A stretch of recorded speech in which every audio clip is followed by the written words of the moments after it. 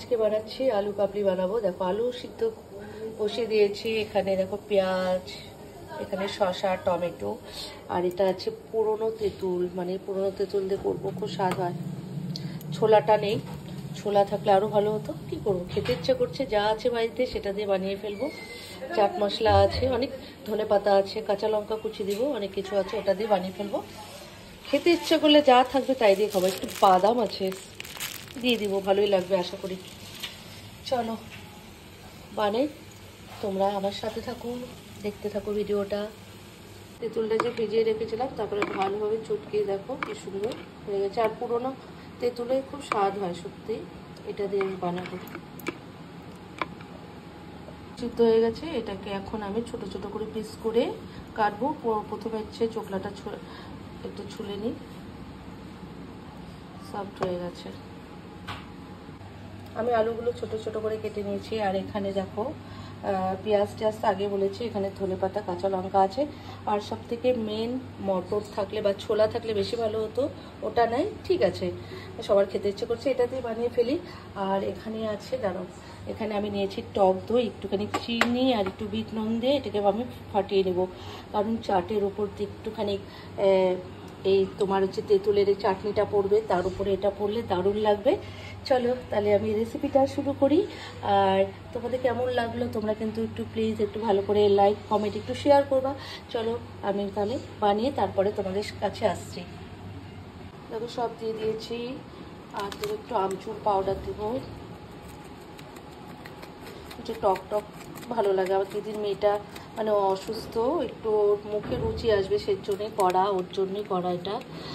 আর সব কিছু দেবো, আছে ধনে পাতা, কাঁচা লঙ্কা দিয়ে দিই।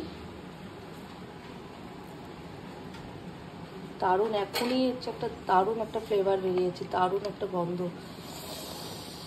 কাদের কাদের জিভে জল আসছে বলো, একটুখানি কমেন্ট করো।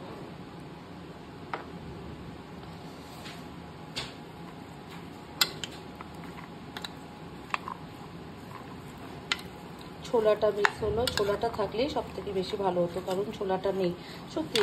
ছোলাটা মানে ছিল, দেখলাম কিছুটা পোকা হয়ে গেছে, সেজন্য ছোলাটা নিয়ে নিই। ভাবলাম না, যা আছে সেটা দিয়েই করি, বাচ্চাগুলো ভালো খাবে। বেশ একটু টক টক হলে ভালো লাগবে।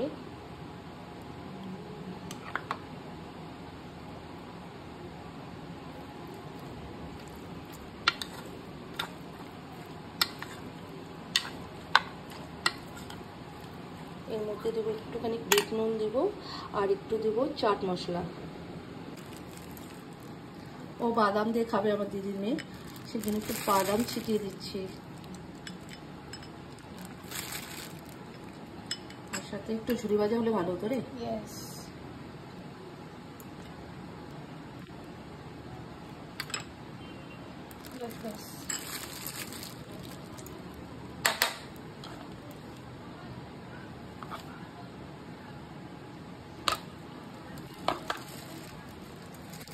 সবার জন্য সার্ভ করে আগে ওকে দিয়ে ও খেয়ে বলুক কেমন হয়েছে।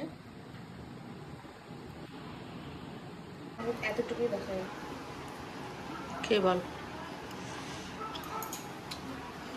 ওর শরীরটা খুবই কুইক, সেজন্য ওর মুখে রুচি আসার জন্যই করা। সত্যি কথা, ছোলাটা থাকলে খুবই ভালো হতো, ছোলা ছাড়াই করে দিলাম ওকে, তাহলে ওর মুখে একটু রুচি আসবে। খুবই ভালো, ভালো হয়েছে, টেস্টি, খুব টেস্টি। তোমরা বাড়িতে বানিয়ে খেতে পারো, সত্যি মুখে যাদের রুচি নেই, জ্বর আসলে সত্যি খুবই ভালো খাওয়া। আর সব কিছু বাড়ির একদম জিনিসপত্র, বল কোনো ভেজাল নেই এটার মধ্যে, সব কিছু বাড়ির খাবার।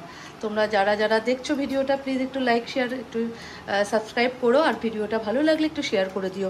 এখন আমার মেয়ে দাঁড়িয়েছে, কে দিব না, দিদিভাই খাচ্ছে, ও তাকিয়ে আছে, ওকে দিব, কারণ ও কী খাচ্ছিস, কলা, পরে খা, কলা খেয়েছিস, একটু পরে দিই। চলো সবাইকে একটু দিই, কেমন হয়েছে এবার আমি নিজে একটু খেয়ে বলবো কেমন হয়েছে। চলো টাটা, রাখছি, বাই করে দাও। চলো আজকে ভিডিওটা এখানেই শেষ করলাম, ভালো লাগলে একটু লাইক শেয়ার একটু সাবস্ক্রাইব করে দিও, টাটা বাই।